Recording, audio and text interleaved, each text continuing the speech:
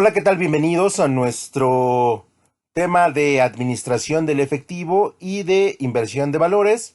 Tenemos que aclarar que solamente es la primera parte porque son temas realmente muy extensos y pertenece al tema número 3 de nuestro, temario. Vamos a ver algunas peculiaridades del efectivo desde el punto de vista ya sea contable o desde el punto de vista financiero. ¿Vale? Entonces, tengan en cuenta estas dos perspectivas para que puedan entender los conceptos o los puedan identificar dentro de las diferentes áreas de la empresa. Y sin más que agregar, pues comencemos. Los motivos para mantener el efectivo de la empresa sería nuestro primer tema. Y nosotros tenemos que establecer que la administración del efectivo es la clave dentro de la gestión del capital de trabajo. Es un buen manejo de el buen manejo de este elemento nos permite que el activo nunca esté en riesgo y la liquidez siempre la tenga la empresa. Recuerden que el efectivo es fundamental pues prácticamente en todo lo que hacemos, trasladándolos a las familias, pues las personas viven de este efectivo y pueden desarrollar sus diferentes actividades. Por lo tanto, el manejo del efectivo impacta directamente al capital de trabajo y nos permite que las operaciones de la empresa nunca se detengan.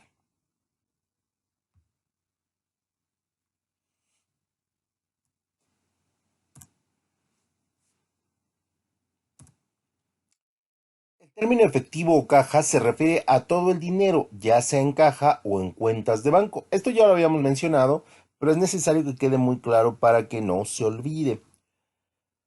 Y de alguna otra manera es el líquido que tiene la empresa, pues prácticamente para todos los días y todas las operaciones que de ella puedan surgir en estos lapsos. Por lo tanto, es importante que el efectivo siempre esté disponible en términos de las necesidades de la empresa y de alguna otra manera que el dinero que tenemos pues pueda solventar cada operación que nosotros desarrollar en la misma. ¿Vale? Por lo tanto, sí es importante que nosotros tengamos en cuenta que hay motivos para mantener efectivo en la empresa. El primer motivo es el motivo de la transacción. Y aquí cuando hablamos de los motivos nos referimos a por qué es importante que usted tenga una cantidad de efectivo en su empresa, en su negocio, en su casa o en su persona. ¿Vale? Porque hoy estamos viendo, y esto es un fenómeno aparte, lo sacamos un poquito del tema, que los adolescentes, los jóvenes, muy jovencitos, este, ya no manejan efectivo. Ya todo es la transferencia, ya todo es la tarjeta, ¿no? Y de repente se nos olvida que todavía, aunque no sea moderno, se utiliza el dinero en monedas y billetes. Entonces, esto es importante porque nosotros tenemos que establecer que si hay motivos para utilizar el efectivo todavía, tanto en las empresas como en las personas. Por lo tanto, el primer motivo es el motivo de la transacción. Con el dinero como el dinero es una unidad de cuenta y medida de pago, es necesario para la adquisición de bienes y servicios a través de transacciones. Se sostiene que el saldo monetario de las personas por motivos transaccionales, aquí está mal escrito, depende directamente de su nivel de ingresos y lo vamos a corregir. Gracias, muchachos, por avisarme. Entonces, el motivo de la transacción no tiene que ver con otra cosa más que la de que ustedes pueden hacer operaciones con quien no puede establecer ese elemento y que de alguna otra manera podamos nosotros establecer esas operaciones. Hay personas que no utilizan estos medios hoy electrónicos o que no tienen el conocimiento para utilizarlos, tal vez el dinero sí, pero no el conocimiento, y siempre andan cargando su efectivo. Entonces, estas peculiaridades son importantes desde el punto de vista de nosotros, las personas que utilizamos este tipo de herramientas para utilizar el efectivo. Por lo tanto, si nosotros necesitamos hacer alguna operación urgente o apremiante o que no teníamos contemplada, sí es necesario el efectivo en aquellas empresas, en aquellas personas que no están totalmente identificadas con el pago de las transacciones. Por lo tanto, esa sería la forma más fácil en la que una persona puede mover su dinero y tiene que mantener un pequeño eh, monto de efectivo.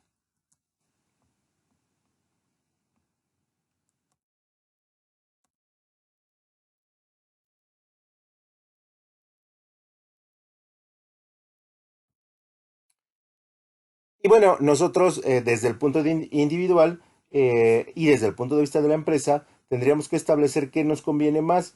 Si hay momentos en que el efectivo nos solucione las problemáticas que nosotros tenemos, o si es necesario establecer eh, en algunos casos y en algunos países, porque esto ya no se da en todos, las idas al banco y el manejo del dinero a través de, bueno, a través de los problemas que esto implica, ¿no? Como el primer problema que se me viene a la mente sería el de seguridad. Sí es importante que nosotros consideremos eso, pero repito, a lo mejor hay ciertas regiones del país que el manejo del efectivo no es lo mejor. Eh, Y habrá otras regiones donde pues no hay otra opción, ¿no? Porque a veces siempre opinamos desde la perspectiva de donde vivimos y en ocasiones, bueno, este México, como todo el mundo, tiene muchos lugares donde son difíciles, ¿no? Difíciles los medios para hacer nuestras transacciones y difícil el manejo del efectivo.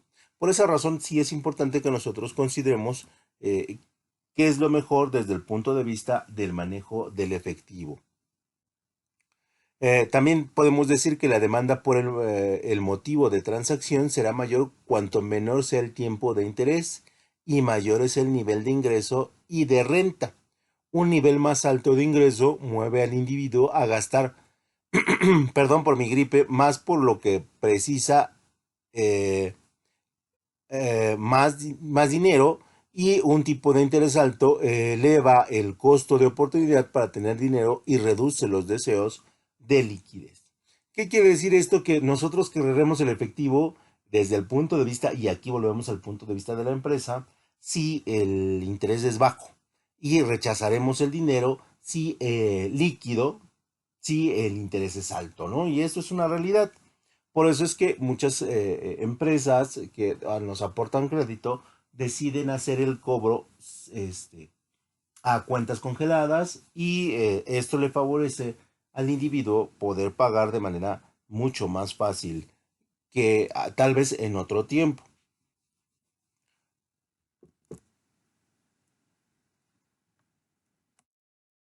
El segundo motivo es el motivo de precaución, donde nosotros necesitamos establecer,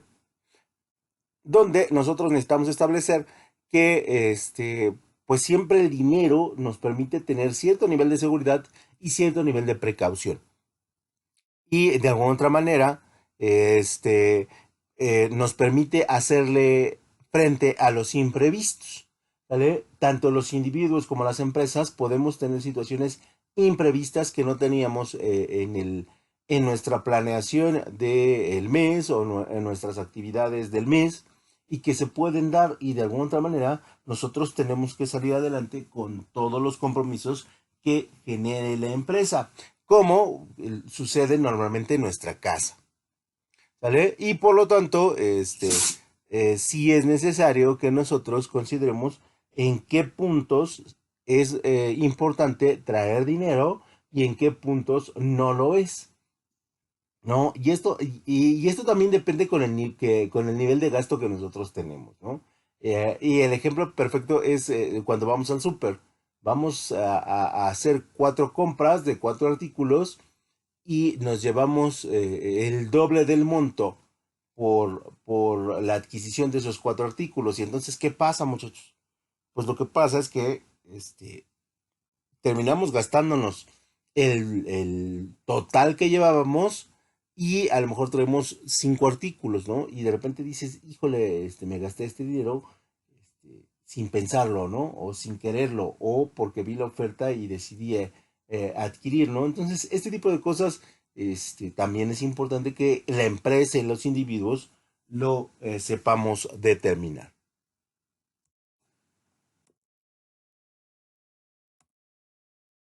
Luego vendrían los motivos de especulación, donde los motivos de especulación tienen que ver cuando normalmente las personas o las empresas deciden no mover su dinero. Esto es guardarlo con la finalidad de tener mucho más y de alguna otra manera obtener el concepto de riqueza. Eh, Esto está bien, no es malo que ustedes guarden su dinero en el colchón de su casa, en el marranito de alcancía, no está mal, es perfectamente correcto para alguna de las dos situaciones anteriores, pero sí, si ese dinero no se mueve durante largos periodos de tiempo, y cuando me refiero a largos periodos de tiempo, estamos hablando a más de 5 o 10 años, pues va a empezar a dejar de tener el, em, el uso o la cantidad de dinero real que nosotros habíamos considerado, porque recuerden que el dinero en el tiempo pierde un valor y por eso es necesario establecer el interés. ¿Sale? Entonces, en ese sentido, a veces decidimos no mover nuestro dinero para enriquecernos y en otras pues para que también lo hacen a partir de las políticas económicas, especular con el dinero y subir las tasas de interés, ¿no? Esto puede ser desde el punto de vista de las grandes empresas que nos hacen préstamos gigantescos, o puede ser pequeñas empresas que hacen especulación grande sobre el dinero, ¿no? Y esto se da a partir de los procesos económicos que las diferentes naciones tienen. Entonces, bueno, aquí dependerá también del conocimiento que tienen las personas del manejo del dinero para poderlo especular.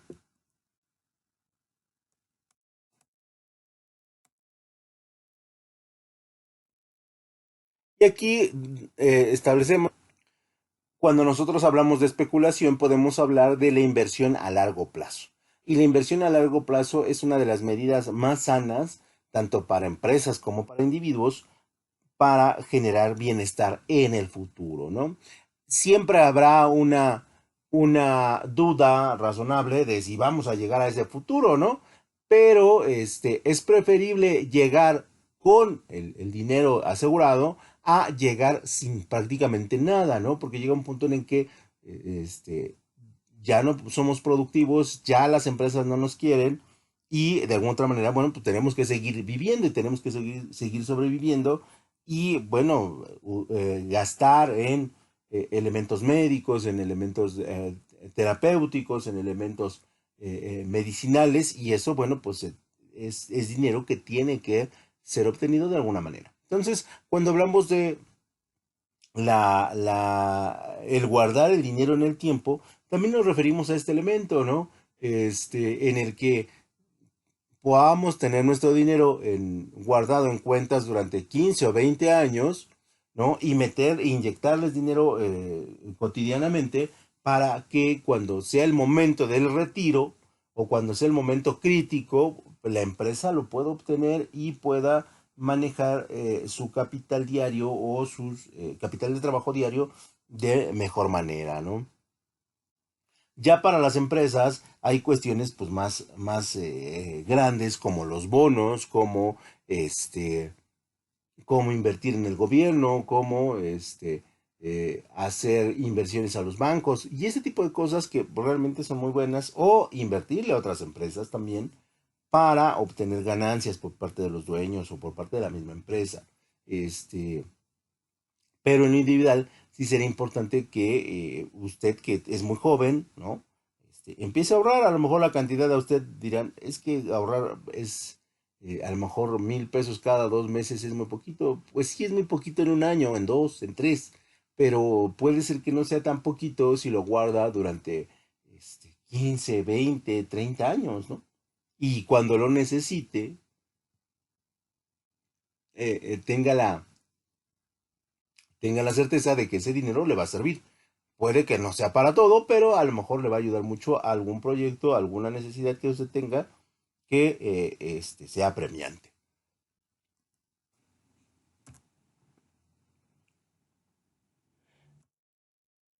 Y podemos definir las siguientes variables explicativas de la demanda del dinero. La primera es el nivel de precios, donde hay ocasiones y hay naciones en que tienen dinero, pero no, pero el precio de los productos es totalmente ridículo, ¿no? Caso de, pues muy contundente de Venezuela o de Cuba, donde la adquisición de productos es realmente muy complicada, o al menos eso nos hacen creer, hasta que no conozcamos, digo, no podemos saber. Y por mucho dinero que tengas, bueno, pues no termina de alcanzar para la adquisición de mercancías. En el segundo sería la renta real, que es el poder adquisitivo de dicha moneda. Y aquí tenemos el caso contrario, que es el de Estados Unidos, donde el vínculo de la moneda te permite hacer muchas adquisiciones fuera del país. Porque estando dentro, pues los gastos siguen siendo pues, realmente muy fuertes, ¿no? Y aunque te paguen 11, $12, pues vas a gastar en relación a la economía donde estás viviendo. Sí, no dejo de establecer que pues la gente puede mandar su dinero a otras regiones donde la moneda valga más y de alguna otra manera esto les pueda beneficiar a los vecinos, familiares, amigos, esposas, hijos, para que puedan vivir mejor. Pero en realidad es un fenómeno que al final está sujeto a variables económicas como la generación de empleo y la edad productiva. Entonces, es una apuesta arriesgada, pero finalmente pues son apuestas que se hacen y apuestas que en ocasiones funcionan y en ocasiones no.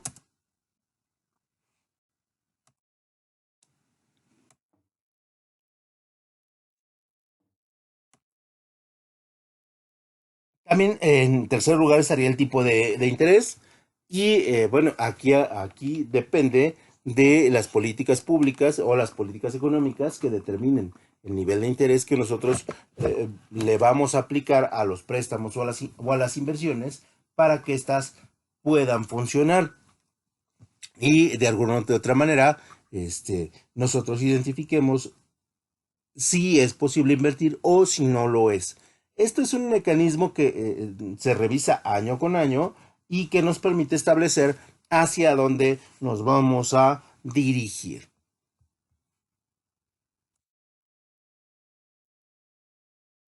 Y evidentemente, bueno, pues aquí el manejo del dinero tiene que ver también con las riquezas, ¿no?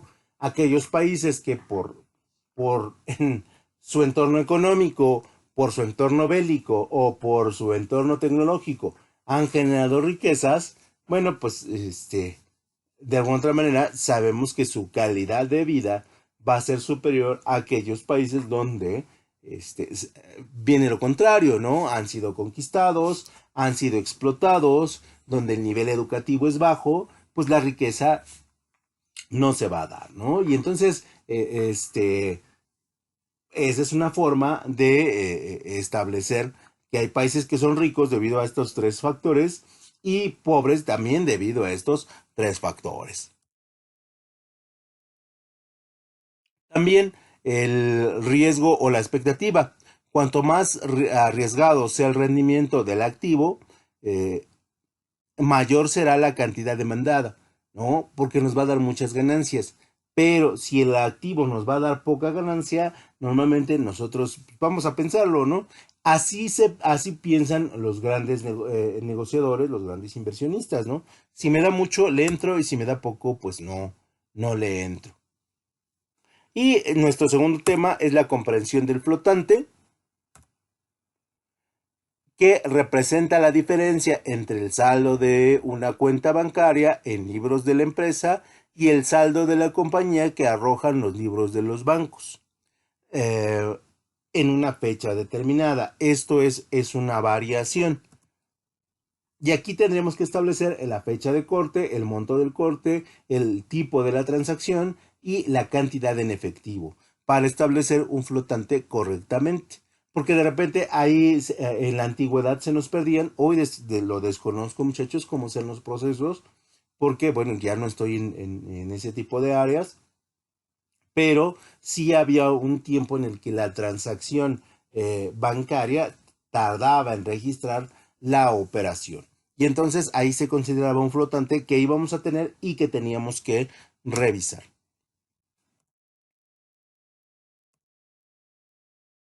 Tenemos dos tipos de flotantes, el flotante de desembolso. Cuando se extiende un cheque, nuestro saldo en libro se reduce en el monto del cheque, pero nuestro saldo disponible o cobro en el banco no se reduce sino hasta que el cheque por fin se aplica. ¿Estamos de acuerdo? Y sí, efectivamente, ahí tenemos que visualizar contablemente en qué momento vamos a hacer el descuento de dicha cuenta de bancos programada para que lo tengamos claro y en el momento de hacer posiblemente nuestros cierres mensuales. Y el segundo tipo, perdón, es el flotante de cobros, que resulta de la demora entre el tiempo que un deudor o cliente deduce el pago de su cuenta corriente y el momento en el que el beneficiario o vendedor recibe estos fondos de manera que pueda disponer de ellos. El flotante de cobro experimenta por medio del pago es una demora en la recepción de los fondos, ¿no? Por lo tanto, el flotante es eso, es el vínculo entre la correlación de libros y el suceso que ocurra, ¿no? Y esto nos permite analizar claramente dónde se quedó el efectivo. Hay cheques que aunque pareciera extraño no se cobran, ¿no? Hay cheques que tardan en cobrarse y la gente los pierde, ¿no? Y entonces se considera un flotante por cantidades realmente ridículas. O por lo menos eso pasaba hace algún tiempo, ¿no? No les voy a decir cuánto, pero tanto el flotante de cobro como el de los pagos representan tres componentes básicos. Primero, el flotante por envío postal, que pues prácticamente en México está en desuso, pero repito, en países con extensiones territoriales realmente gigantescas como Canadá, como Estados Unidos, como Brasil, como Rusia, ¿no? Como Australia, son todavía bien aplicados.